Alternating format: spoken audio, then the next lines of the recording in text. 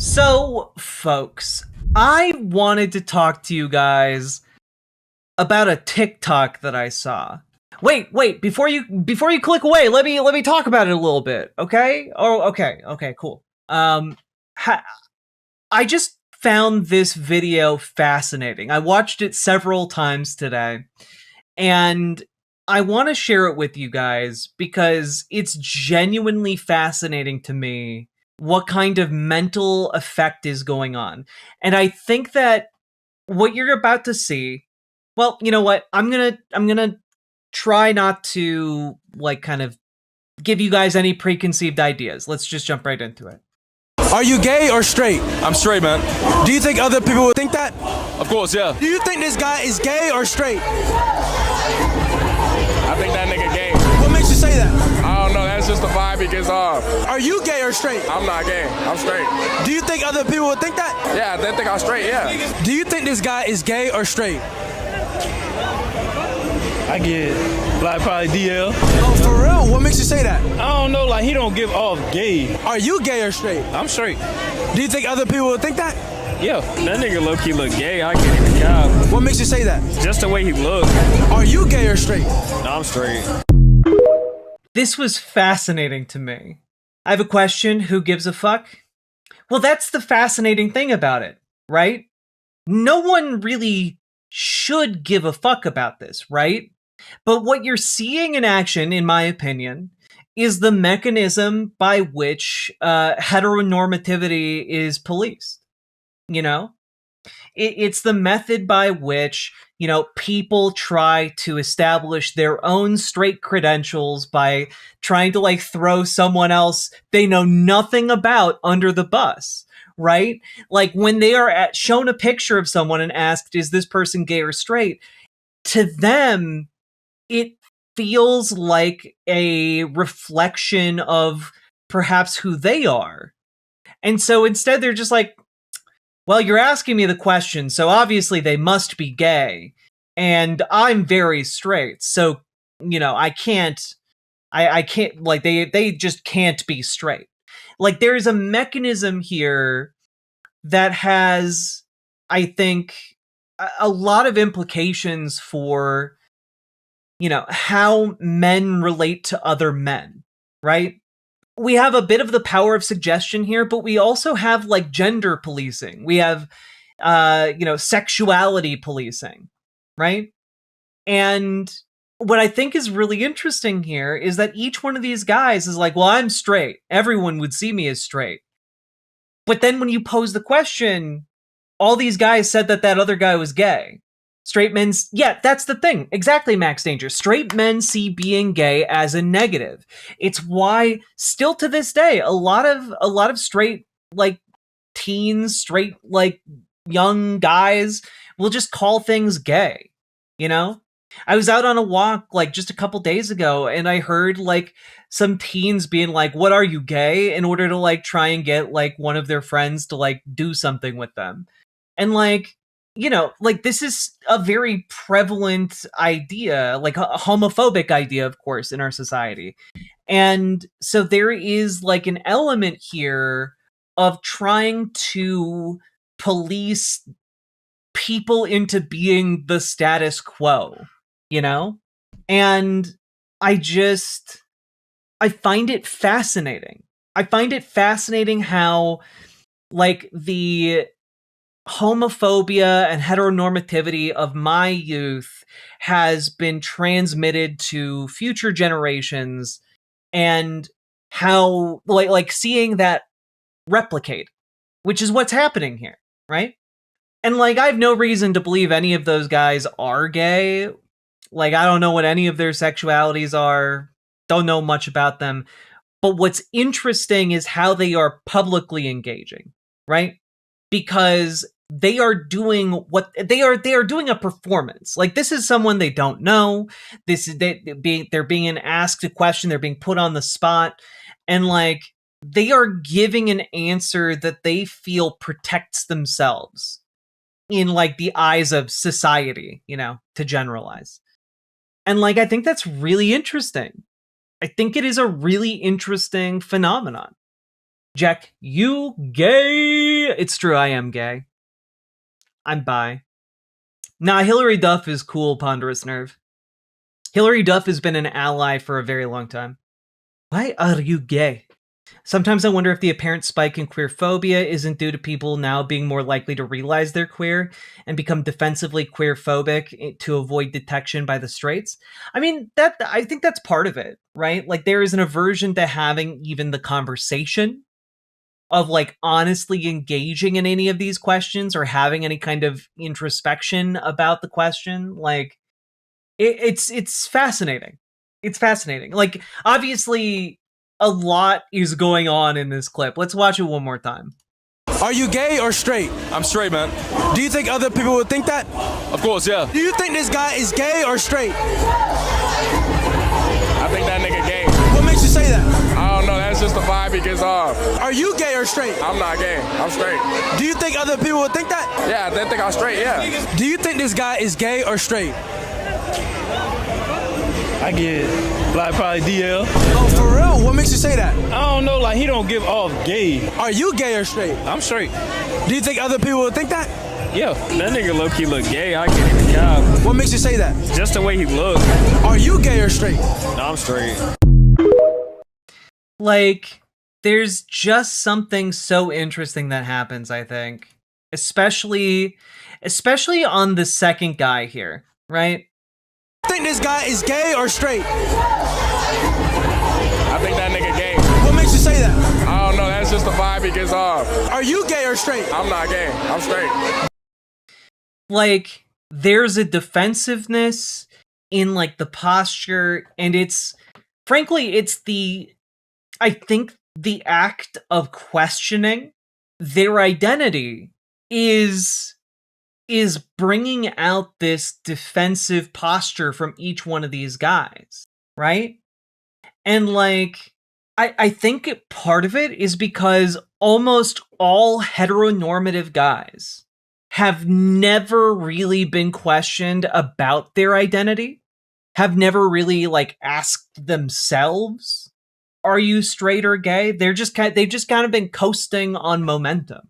And like, the act of questioning, I think, brings out a degree of defensiveness and also a degree of like a lot of homophobia, a lot of queerphobia, transphobia, etc. comes from a place of fear.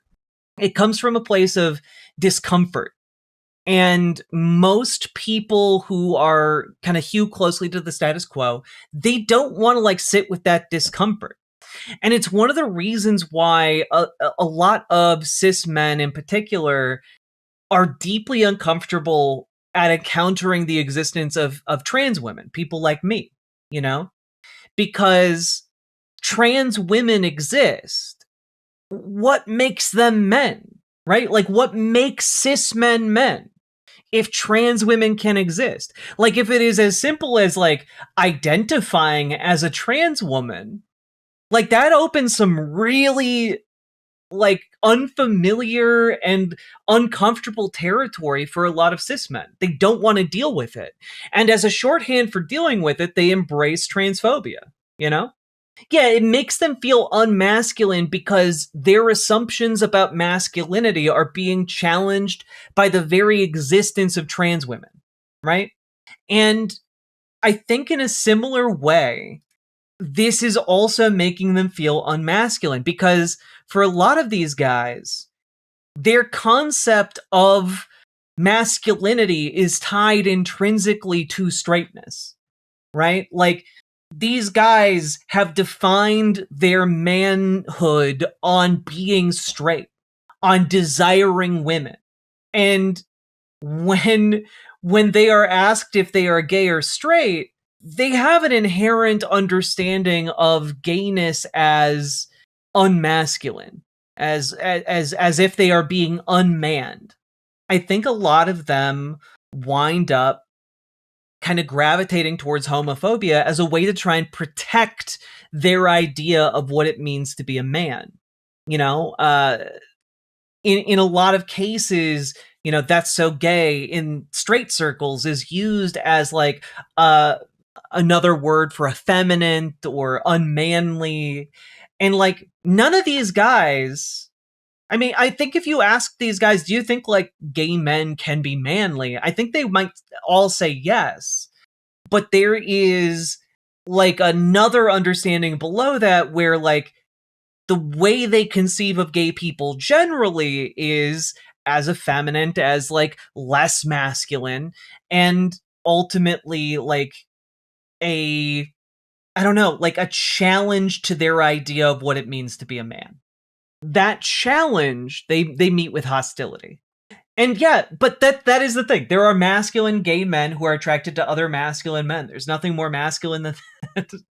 Like, yeah, no, there are gay men who are extraordinarily masculine. You know? Like, God, go to like a gay gym sometime. All right? They exist. All right? And I find this social interaction so interesting. Do women go around asking each other if they are gay? Women have a different way of socially policing gayness, and it's mostly through ostracization, in my experience, and in the way that I've talked about it with other women. Like, that ostracization tends to be the way that goes. It's not necessarily open hostility.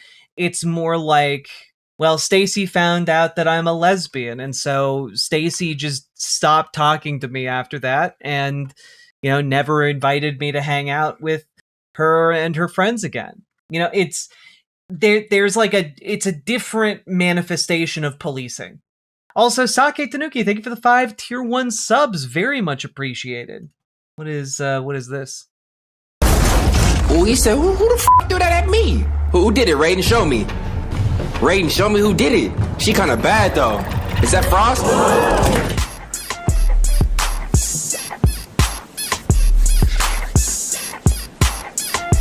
I know I said no pause 2019. Oh, I'm retracting that entire statement. I'm pausing every time I might slip up and say anything. It could be I sneeze, a dude look at me and I look over, he catch eye contact, pause, don't look at me, I'm done sneezing. Bless you, thank you, ma'am. I don't want to fight, but I've got to. Why are your pants like that? For your sake and mine. God damn. Now I gotta fuck you up. In a fight, y'all, not like, oh my gosh.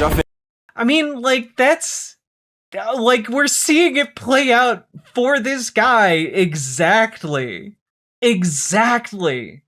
Pause equals no homo. Yeah, exactly. My pants do be like that. Well, and Gamergy, yeah, that is kind of how it goes. Like, a lot of, like, there is a lot of, like, oh no, I in the lesbian community, or straight cis lady community, there is a lot of like, I just found out one of my friends is a lesbian. I can't have her around anymore. She's gonna want to try and make out with me. Like, there's a whole lot of that, and Stacy, I guarantee you, she's not gonna try and make out with you. All right?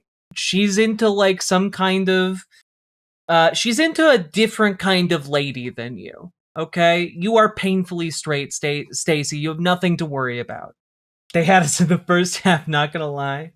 It's very interesting. It's a hierarchy of gender. Yeah, it's just really interesting to see it play out so explicitly, Anyway, I just thought that was interesting. I wanted to talk about it. I know I've probably overindulged in the conversation. I know that there are probably way smarter people who could explain the dynamics going on in these conversations, but like, I just wanted to talk about it. Thanks for letting me yap, folks. Meanwhile, all lesbians are usually in a room wondering if they're the only one attracted to women in there. Oh God, and let's not even mention the fact. Let's not even mention the fact of how lesbians interact with each other. I think the world would be a slightly more sane place right now if the Soviet Union never collapsed. I think the USSR existing did a lot to keep the US in check. We were an insane nation then too, but kept in check by the USSR. I mean, the USSR was also pretty fucking Stacey, insane. Her mom has got it going on. Yeah, joke's on Stacy. I was hanging out with her to hit on her mom. It's true. God damn, you guys are funny. Sake Tanuki, thank you for the 5 tier 1 subs. Malin Miller, or Malon Miller, thank you for the $20 super chat. Magar, thank you for the $5 super chat. Very much appreciate the support, folks. And also, folks, if you got anything out of that, hit the like button, hit the subscribe button, leave a comment longer than 8 words. Helps in the algorithm for some reason. And also, get organized. We need to get organized in our communities to fight for the better world we all deserve, okay? To fight for a future for working class people, okay? So join your local Dems, make them more progressive, kick out those folks who've been selling us out to the corporate elites of this country for far too long. Join your local DSA, help organize working people in your community. Let's go. We can help you do that here. Okay, join our Discord, reach out to Gamergy for help with DSA, reach out to Dragonfly for help starting your journey with your local Democrats. And if you don't want to join Discord, come on over to riverboat.gg. You can find both of them during most streams. And check out ImogeneOlivia.com, gender euphoric lingerie designed from the ground up for trans femmes. And you know what? Speaking of gender hangups, also tested with cis men, cis women, and non-binary folks. And it's a product really for everyone, just marketed to trans femmes. And also, it's non-tucking lingerie. You can be comfortable and wear attractive, sexy lingerie. And you know what? I'm wearing it right now. It's very comfortable. And I recommend you check it out. Go down to the link in the description. Check out ImogeneOlivia.com. And let's all keep on going, folks. Riverboat Jack is coming to town. All the viewers gather round. Twitch and YouTube and Swishy streams. All that content is bursting the scenes. Politics, being flame more. Your sense of fashion you'll adore. So grab your stuff and hop aboard. We're going straight to Jack's Discord. Riverboat Jack.